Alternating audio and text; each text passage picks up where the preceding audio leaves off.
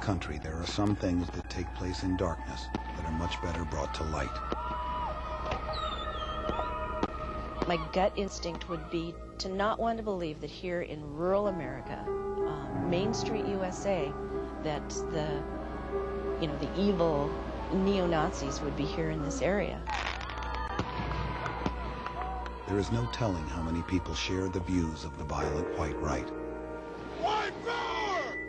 They are invisible to most of us, acting as individuals or in small groups until they resort to violence.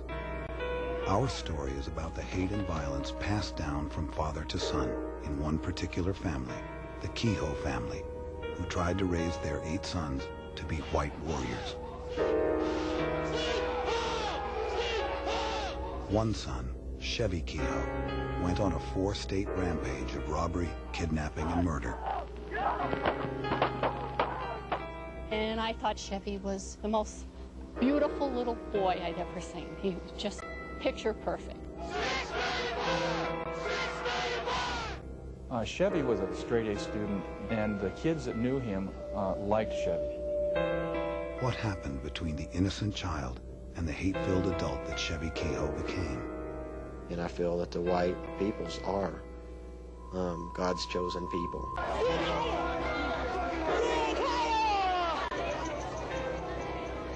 Violence is an option for us. That's the way Mother Nature works.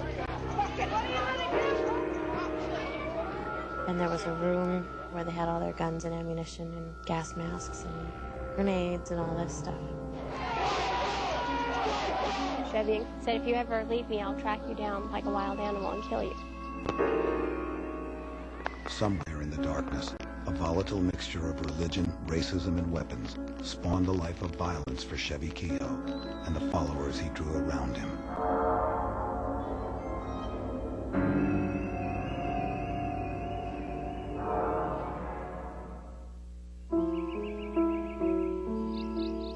This true story begins in the remote Ozarks of Arkansas.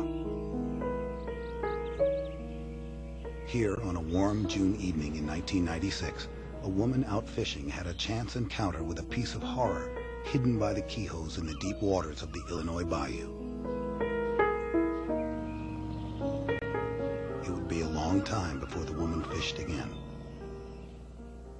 On Friday, a fisherman on Illinois Bayou near Russellville hooked onto a leg and shoe.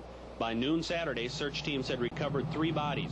State police say the victims are 53-year-old William Mueller, his 28-year-old wife Nancy, and their 8-year-old daughter Sarah. State police say the heads of the victims were covered with plastic bags and sealed with duct tape.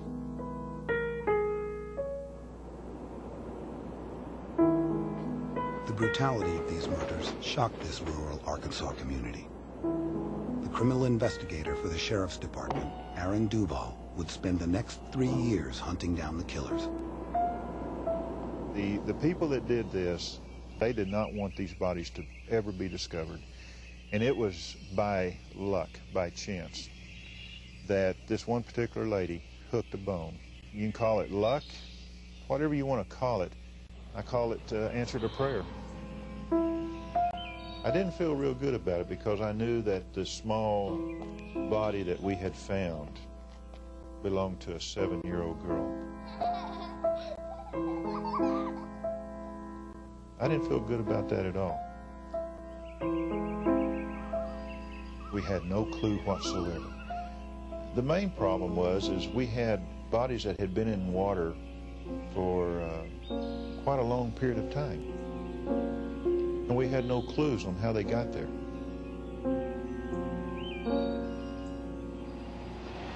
Duval got his first clue at the house where the Muellers were living at the time they disappeared.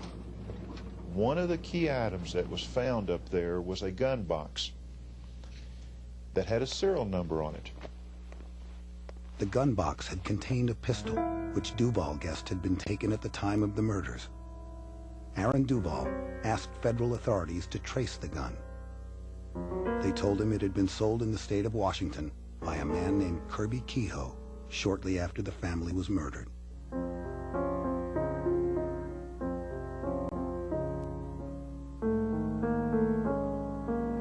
I wanted to know all of his family. I wanted to know where they lived in the past. their activities. Did Kirby commit crime to provide an income for the family? It was things like this. In this investigation, we found out that Kirby was a Vietnam veteran. Kirby Kehoe enlisted in the Navy during the war in Vietnam. While he was there, he came in contact with the chemical defoliant Agent Orange. Back in the States, Kirby developed an irritating skin disease he attributed to poisoning from Agent Orange. He went from VA hospital to VA hospital, but got no relief. Years later, he was diagnosed with skin cancer. Kirby began to fear the government. As time went by, hatred joined with fear. Kirby was attracted to the Pacific Northwest, where there were growing enclaves of like-minded people who wanted nothing to do with the federal government. You're pretty much isolated when you get up in some of those small communities, and I think that's probably what attracted Kirby, to get away from the big city. Felt like that he could have more control of himself, his family. Kirby was able to buy cheap land near Colville, Washington. He set up his family in an isolated cabin. They had no running water or electricity. For the Kehoes, it was a short drive to Idaho and the Aryan Nation's compound, which was becoming the focal point for white supremacy in the area. Kirby and his family had visited the Aryan Nation compound. Apparently they had some similar beliefs to draw them up there, so this could have been one reason why they lived in that area. Over the years, Aryan Nations has carefully controlled what they'd let outsiders see of their activities. Okay, who's gonna leave if they're not white? You are Jewish. You will not be on the property. You are not white. Please leave. You are not white. Leave. Well, you know, if in doubt, kick them out. We moved here because it was white. I wanted to be with my own kind. I wanted to live with my own kind. Trade with my own kind. Work with my own kind. There's a lot of people that followed us since. These people didn't come up here to integrate North Idaho with blacks and browns and yellows. They come up here because it was white. Kirby and Gloria Kehoe had 4 boys. Their oldest son was Chevy.